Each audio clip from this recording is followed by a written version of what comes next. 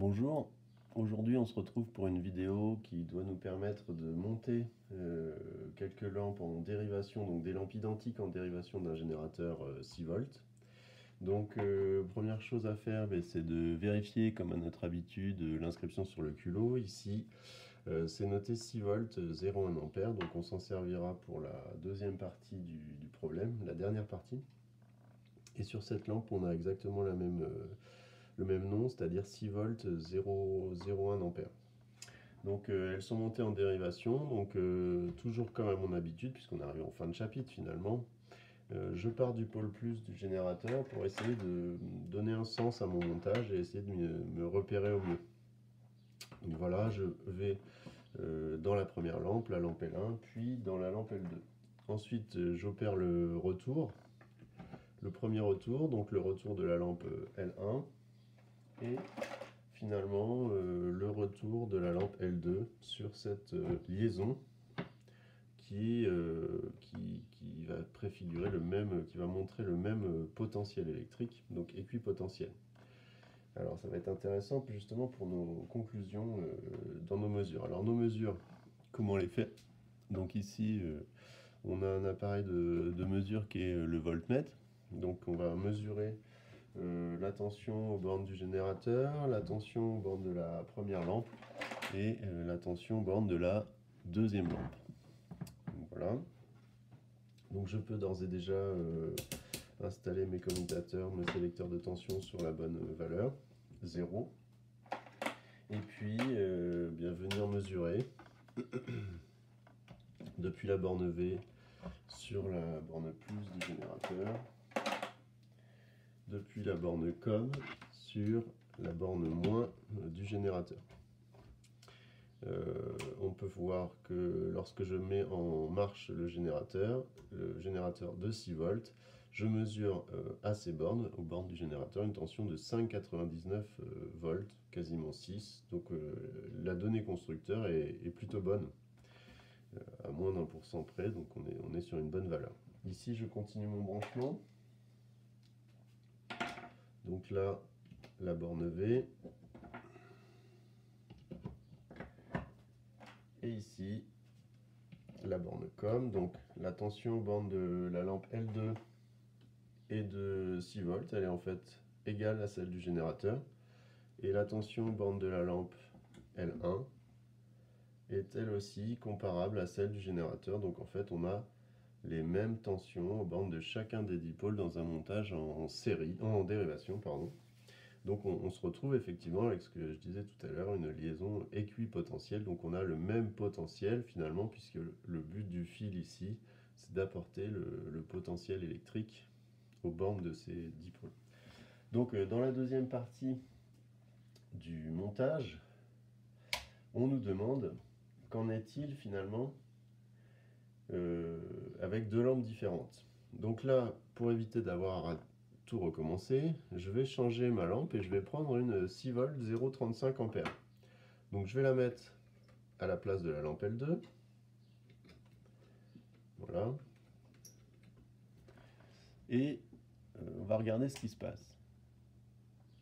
Pas de changement. 6 volts, 6 volts, 6 volts, à moins d'1% près. Il n'y a pas de changement. Dans un montage en dérivation, la tension aux bornes des dipôles est la même partout. Alors je vais quand même vérifier, vous savez, d'interchanger la lampe L1 et la lampe L2, puisque toujours dans vos têtes, vous vous souvenez, cette représentation, il faut qu'on montre si le fait d'être en première position ou en deuxième, ça a de l'importance. Donc ici, aucune importance, 6 volts partout, 6, presque 6 ici, 6. Donc on est vraiment sur une tension égale dans un montage en dérivation. Alors, dernière question qui vous est posée dans ce sujet, c'est où placer l'interrupteur pour qu'il commande l'allumage des deux lampes. Donc ça, c'est une opération qu'on avait faite déjà en 5e. Donc, mais il y a plusieurs possibilités, puisqu'ici, mon montage, il se retrouve avec 1, 2, 3, 4 fils. Donc je peux venir me placer indifféremment dans chacun de ces fils. Donc nous, on veut que l'interrupteur, quand on agit dessus, éteigne toutes les lampes. D'accord? Donc le plus simple, ben, c'est tout simplement de se placer à la sortie du générateur. Vérifions. Donc là, ça ne fonctionne pas. Et quand j'agis sur l'interrupteur, je suis bien en marche. Donc ça, c'est une des possibilités. Donc là, je suis placé en sortie du générateur. L'autre possibilité, ce serait de se placer en entrée du générateur. Donc toujours dans la borne, pardon, dans la branche principale. Voilà. Donc on y va, j'allume, je mets en marche, et là ça fonctionne. Donc quand l'interrupteur est dans la branche principale, ben, il vient couper finalement le courant du générateur, donc il commande l'allumage des deux lampes. Maintenant, si je le mets dans une branche secondaire, donc par exemple, si je le mets dans la première branche secondaire qui est celle de la première lampe, qu'est-ce que ça donne? Eh bien regardez, l'interrupteur ne commande que l'allumage et l'extinction de la première lampe. Donc ça, c'est pas ce que je voulais. Donc là, on est dans la première branche secondaire et je peux essayer aussi dans la deuxième branche secondaire. Donc cet exercice, en fait, qu'on avait fait en cinquième est intéressant parce que là, on commence à avoir beaucoup de fils et donc vous perdez en quatrième dans le montage. Donc c'est un petit jeu qu'on peut faire pour essayer de se repérer au mieux. Vous voyez que dans la deuxième branche secondaire, on ne commande évidemment que l'allumage et l'extinction de la lampe. Et donc, regardez bien aussi, ce qui est intéressant dans ce montage, c'est que le voltmètre prend la tension aux bornes de la deuxième branche secondaire, donc de la lampe, mais aussi de l'interrupteur.